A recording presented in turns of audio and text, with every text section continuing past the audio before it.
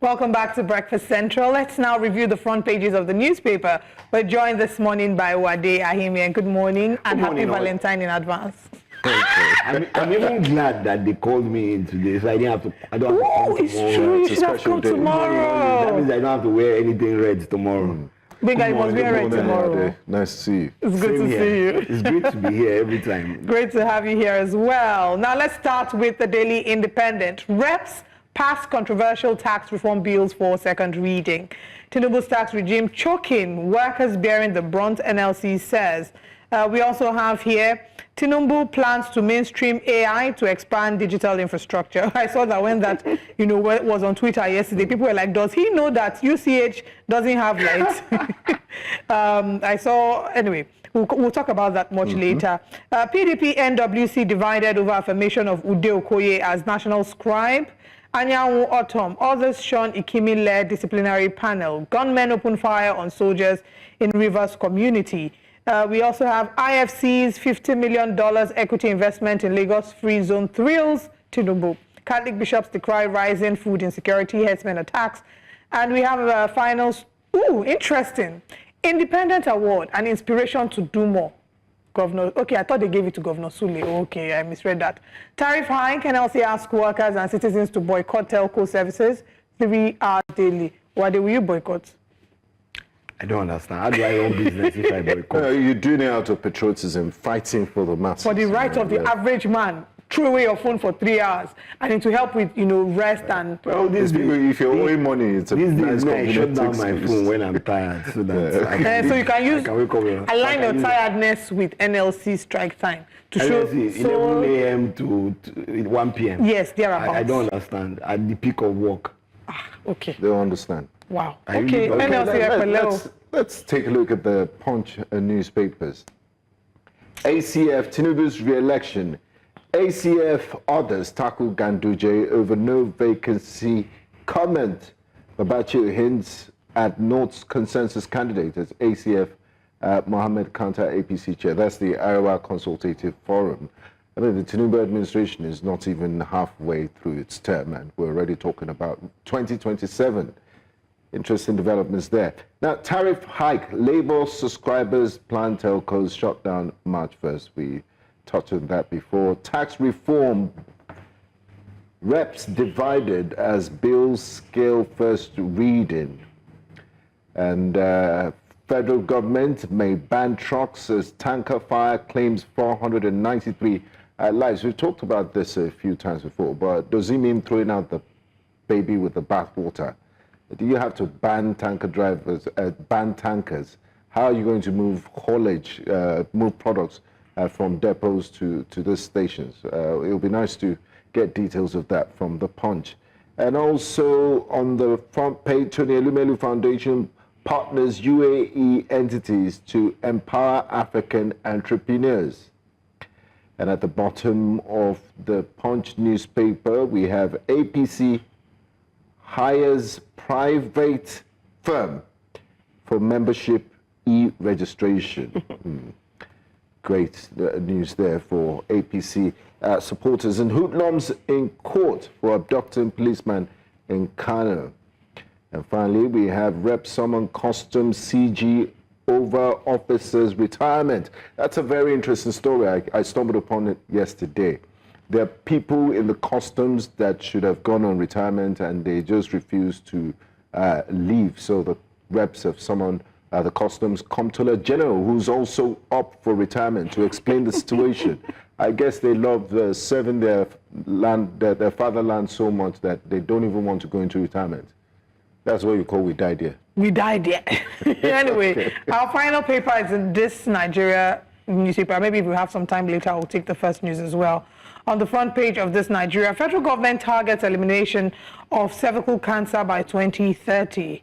To concentrate on preventive measures, plans to extend screening immunization to rural communities. Wike laws communities for supporting projects and project execution in FCT. UNIZIC begins probe as female students bites lecturer. Nance condemns act. Is that some act of cannibalism? What's He's really going giving on? vampire behavior. It's giving Luis Suarez vibes. I like that, Binga. SEDC sets $200 billion target to grow Southeast economy within 10 years time frame. Tax reform bills pass second reading. Actually, I think we should quickly squeeze in the first newspaper because I really do like the front pages of the first newspaper.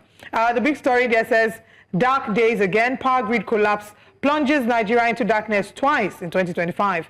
Nigeria eyes AI dominance as Tinubu, Google seal landmark tech deal. 14 million Nigerians addicted to harmful drugs, NDLEA say. Anambra government seals Okija shrine. Only Tinubu can replace NDDC MD, federal government tells political agitators. PDP NWC confirms Uade Okoye as national sec, ends leadership dispute. Reps probe customs boss over officers' alleged refusal to retire. Tariff hike. Shun telecom services, 3 hours daily. NLC urges Nigerians. Baba moves on fast. Very Sparks fast. romance Usain balls Bolt. with Edo lawmaker after Annie split in the spirit of Valentine. And 14 million Nigerians. Yeah, 14 million Nigerians addicted to harmful drugs according to NDLEA. I'm going to ignore that Baba story. Maybe by the time we come to the end of the show, if we have some time, we will speak about it with Uade, seeing that Natasha is a deputy majority whip. No, deputy majority leader. Deputy majority leader, sorry, in the House of Assembly in your state. So, you know, just to see how very excited you are about such news. Anyway. That's their personal life. If Baba wants to marry anybody after his divorce, it's his personal. He's not divorced yet, though. But he's in the process now. Anyway, we'll talk about that later. That's not the crux of this conversation. Let's start with Power Grid. I want us to start with Power Grid as quickly as we can because 29th of May is around the corner. We have the ministerial screening. No, is this screening? No, there's score sheets. Score sheet. Yeah, yes. The ministerial score sheet will be presented again. The reports have it that President Bola Ahmed Tinubu is breathing down the necks of the ministers for them to go and share with citizens what they've been doing, deliver. And deliver. At the last ministerial screening, part of the criticism leveled against that particular exercise was the fact that Adebayo Adelabu was still left as Minister of Power. Many people argued that in the reshuffling, he should either maybe have been reshuffled or fired. In fact, majority of what we heard was that he should have been fired. Do you think that at the next ministerial screening, his performance will maybe implicate whether he will still remain a minister? That's a tough The score sheet, yes. Yeah, I understand the score sheet, and I'm trying to think through it. Whether Power has really been better or worse under him. Yes, they've had more grid collapse, and I guess a major part of that is because of the fact that you're trying to push more power through the grids. I know towards the end of the last administration into this administration, they've tried to increase the transmission capacity by building new transmission lines to about 8,000 megawatts. I don't know if they've reached that, but I know there is investment in that. So part of it will be if they have that, if they have the new ones and you're pushing power, so much more power through the grid, old ones who can't take it will start to collapse.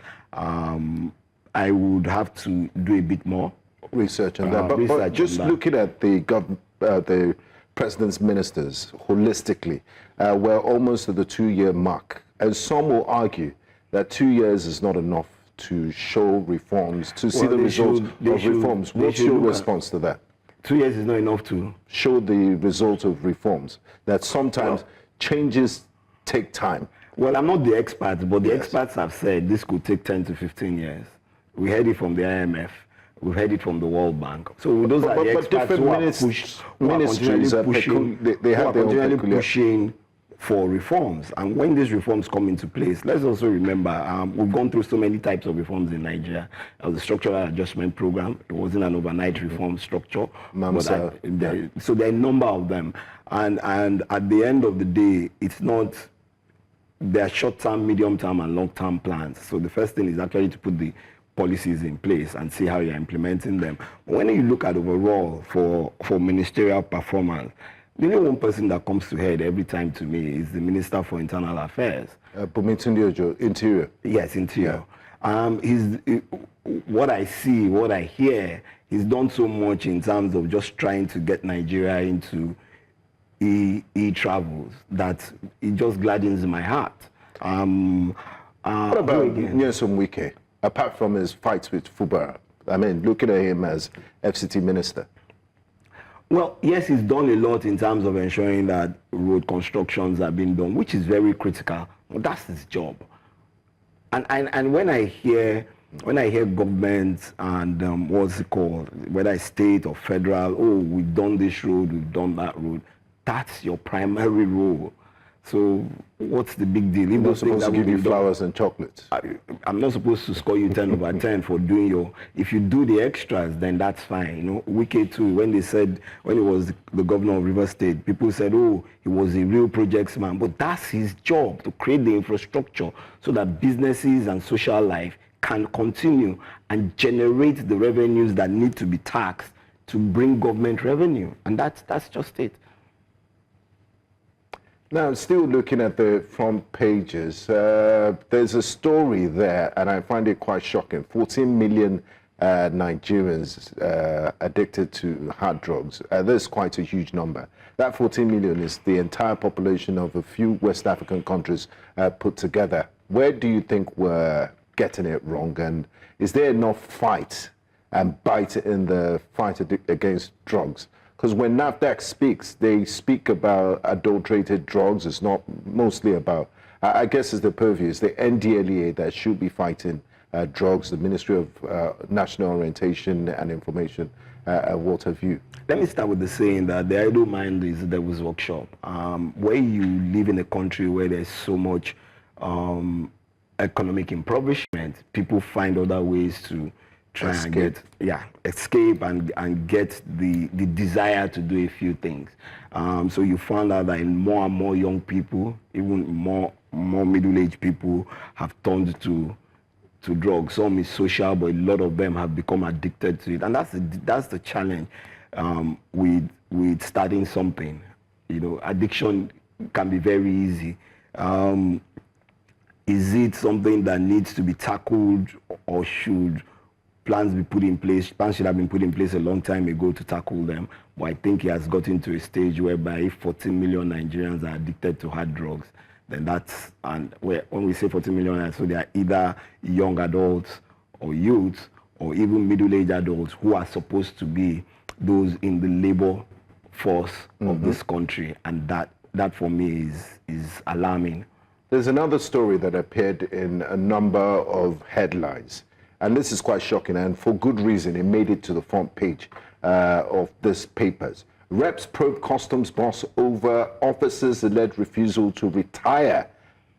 I mean, in the history of Nigeria, I don't think we've seen this sort of thing happen until recently, first with the Inspector General of Police, and now the customs boss. Now it's not just the customs boss and a few of his colleagues that are higher ups in the customs. Is there no, what happened to the Civil Service Commission? Are there no automatic mechanisms to like clock you out of the system? You've reached 35 years, you've reached 60 years of age, or are these guys remaining in the customs because of the love they have for the job and their will to serve our great nation, Nigeria?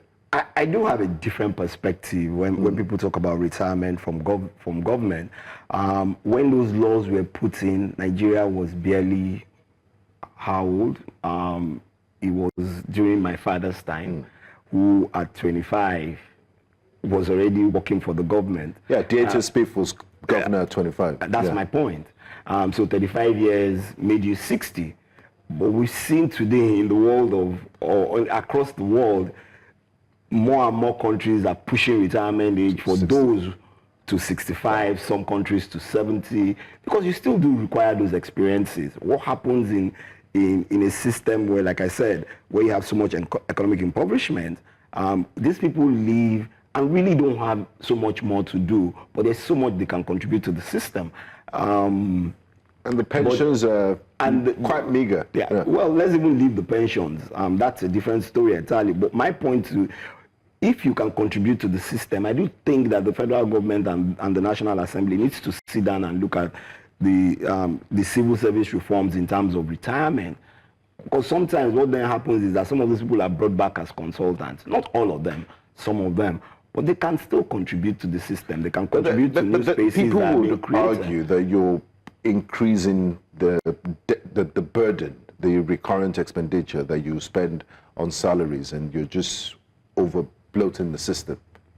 If in the reality of how governance is meant to run, are you with me? You focus on more from a perspective of being the regulator, are you with me, and things like that, then that cost wouldn't be a major issue. If we start to produce the kind of goods and services that would generate the revenues or the taxes or the opportunities that Nigeria should be able to generate revenue. So why would it be an issue for people who are going to ensure that regulatory compliance and government policy implementation, are you with me, are not only wise enough, but also understand how the system goes between public and private sector? So when you retire a whole multitude of people at 60, because they've turned 60, some of them in governance for maybe 15, 20 years, they joined the service at 40, some of them at 35, are you with me? Because these days, that's the average age of joining some of these things, because some people go do some other things before you join them. So you've done 25 years and you find out that there's so much more you can add. But of course, at 60, you have to go. And then you're bringing in the new rookies who have to tackle a number of other things. And let's also remember that those in government, those who work in the ministries, are not just working in Nigeria. The diplomatic relationships, policy implementations from bilateral agreements and so on and so forth. So are you going to throw a rookie into that system? Yeah, and then what you find out is, like I said, is that you bring them in as consultants and increase the cost of running governance. I mean, there are surgeons that work late into their 70s. You look at Supreme Court justices. And that's my point. So if the Supreme Court justices can go to 70 and can still deliver, are you with me? Create more courts. That's one. Create an environment where production is the key. Production and quality service delivery is the key. And then you find out that more businesses are coming out. More small businesses create a system that takes out the informal economy and brings it into the formal economy, so I can generate those revenues for you to have people, seasoned people who are developing the next generation of leaders into having the proper regulatory energy of the youth and the wisdom of the you always do. Old. You always do. Okay, let's move away and talk a little politics. Let's talk about the drama going on with the PDP. There's a smile on your face. But before we get into that, let's take this call from Abuja. Good morning, David. Thank you for calling. Please go ahead. Good morning, Olive. My name is Lenin, not David. Oh, thank you for the clarification. I don't want to remember with Nigerian issue. I just want to plead with the FCT minister to fix this street light from Gwarimpa to Zuba. That's about 35 kilometers of distance. That place is becoming very dangerous. It has been months. There has not been light. They're talking about drugs. Let me tell you, let me be very frankly. You see, when they talk about drugs, it's something to be worried about. And who's supposed to be put law and order is our law enforcement agency. If you take, let me say it as it is. If you randomly pick 10 policemen in today and do sample and do test, only I'm telling you that 6 will fail drug test. They know where these drugs are being sold. They know. In my area here, you see police vans stop, they will just go and buy it. They know. So it's not something hidden. Let's just forget about it. Let the statistics continue to be going up. Thank you and have a nice day. Thank you very much, Lenin, for sharing that. Okay, so that's update with Abuja and the work that needs to be done. And maybe, the reflection on the Minister of the FCT, where I'm hoping that he takes that as feedback. But let's move into some politics. First, he says PDP NWC confirms Uade Okoye as National Sec, ends leadership, and the Punch reports Abia PDP chapter defies NWC order. Autumn Anyanwu face panel on the 4th of March. It looks like the leadership tussle within the PDP. I don't know if we're finally seeing an end in sight in some measure. And this leadership tussle has been on forever. I think it started in 2015. And this is 10 years after, and we're still fighting over who the leader should be or who the scribe of the PDP should be. But that's politics, you know. Everybody wanting to push their interest and their candidates to see how they can be the focus of the direction of the party. But with this announcement, I do hope they will lay to rest, you know, the back and forth of who the General Secretary of the PDP is, so that they can start to plan for 2027. Because everybody thinks that 2027 is fire. But in politics, the day you finish an election, the next day... The work starts. So that means the people who are already saying, I mean, we talked about it last week, I think, when we said that they were saying, leave Tinubu alone. This is just 2025. Let him focus on government. Stop distracting him with 2027 conversations. I don't understand. Yeah, so how are you supposed to focus on governance and your deliverables if you're worried about re-election? So are you an octopus? Is he worried about re-election? Oh yes, at the back of his mind while he's governing. But he's not the structure that would deliver on the politicking. He's already the president. He's going to get a nomination for the second term. Are you with me? Whether or not, it could be automatic. They could say they want to do like they did with the president before him. But will he win? Most likely. But there is a structure that must continually drive the politics and the politicking across the country for those in power. And you would see it, even Donald Trump registered his candidacy a year and a half before, and you saw what it did to the Republican Party. Everybody decided that they were not going to challenge. And the few people that came out, by the end of the first debate, everybody was gone. So that's it. So there are people around who must run those things, and they should run them, and they would speak about them while the president is going on with his work. Let's get to hear from Kingsley, who's calling us this morning. Good morning, Kingsley. Please go ahead with your comment. Good morning. How is everything? Very well, thank you. Thanks for calling. Yes, I enjoyed your program. It's very, very enlightening. But I still want to draw your attention to this issue of retirement age. It's embarrassing because if you want to look at the international world, everything is sedimental and is guided according to law. If the Inspector General of Police has got to the retirement age and it's not going, they ran to the House of Assembly to change the Police Act. Other paramilitary is taking a cue from there. It's embarrassing. That thing is making the promotion of the police stand still.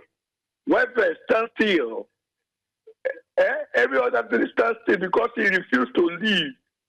And the president is watching. It's not fair. It's not fair. The president is seeing what is going on. They kept quiet. This is very unlawful. Very unlawful. It's not fair. Let this be done in the civilized world. If it is time for you to go, 30 years, 35 years in service, it's okay. 60 years in age, it's okay. If you go to that limit, everybody will drop that so that the force will move on. New fresh, new blood will come in. But I'm not too comfortable. The president saw what is going on, and he kept quiet. Let him do what is right. Let him do what is right, please. Thank you very much, Kingsley. I would like you to react to Kingsley's call. It all started with the Police Act. At least the police can argue that there's a law that says the president appoints the IG, he can use a 4-year term.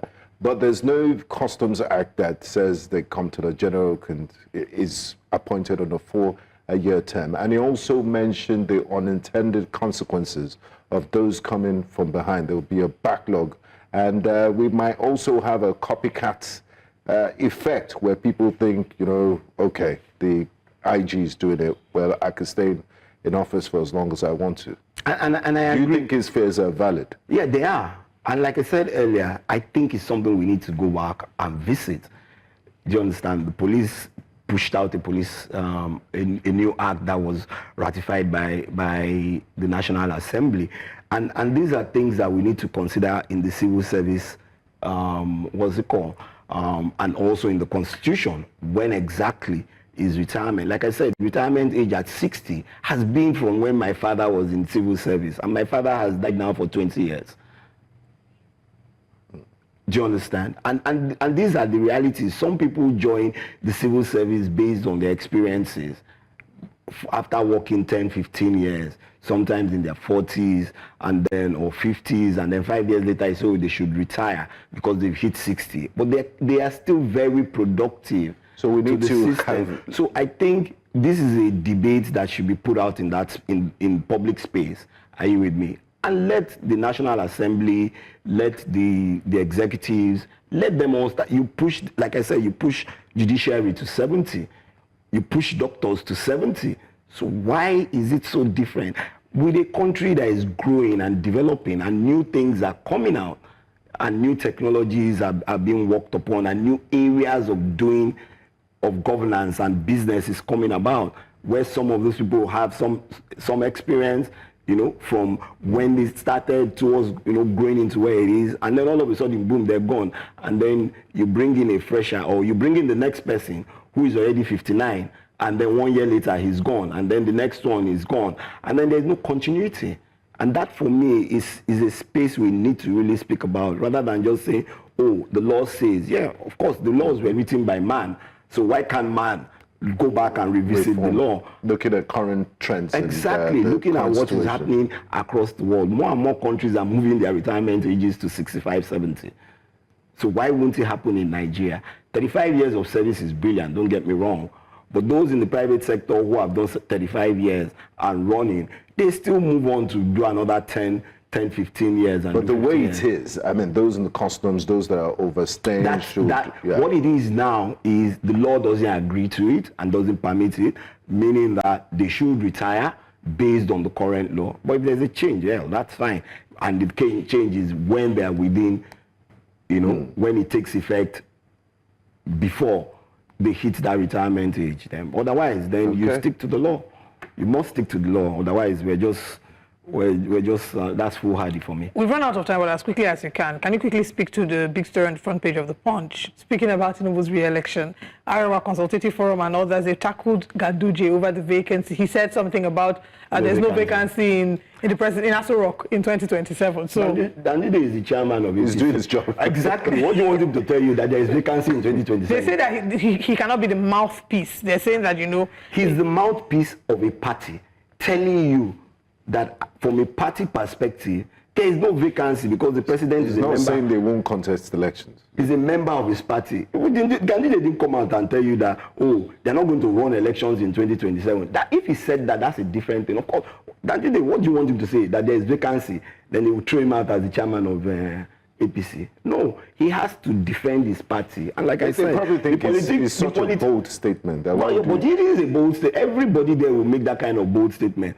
Before the elections in America, it was clear that Biden was going to run until the first debate, and everything crumbled. So that's the reality. If he had said before then that he wasn't running, and if the president says he's not running for 2027, which he has not said, right, of course, that's the position. I mean, now El-Rufai has responded to this. We saw the publication on X that El-Rufai put out, and there's been a lot of back and forth. The thing has been trending for like how many days now? I think 2 days now. So El-Rufai was a governor.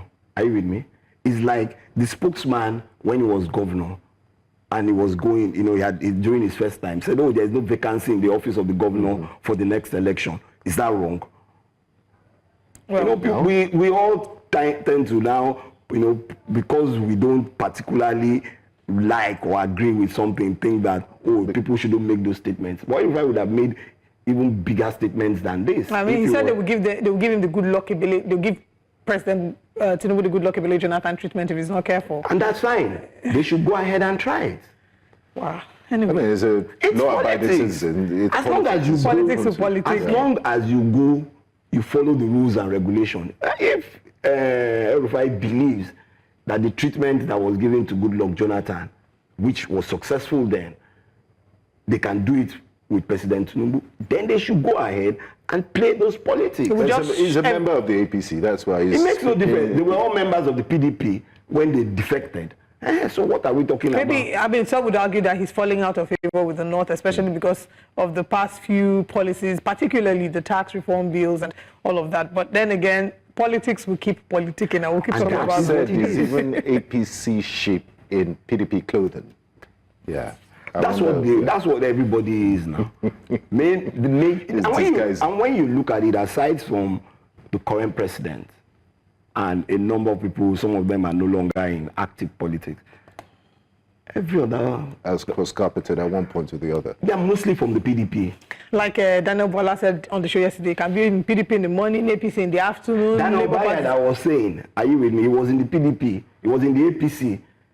Yeah, But when Asiwaju was nominated, he said no, he cannot take it. he went to Went to the PDP. to go and be spokesman for Atiku. And now? Now he's gone 2 years to do his doctorate. He's come back as Dr. Boya and he's now back to the APC. So what exactly? Because- Meanwhile, he started off in the PDP.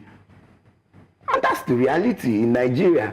I don't know Again, about- because we don't run, so many will argue that it's because we don't run politics of ideologies, because that's why people are cross-carpeting and jumping up and down. Yeah, maybe But from a party another- perspective, but it doesn't mean that people don't have their own ideologies that they want to follow. And if they see it in a particular person, They're free to move. They are free to move. Anyway, thank you very much, Uade Ahimie, Thank you for joining us. having me as usual. Always nice to have your insights. And it's always a pleasure being here.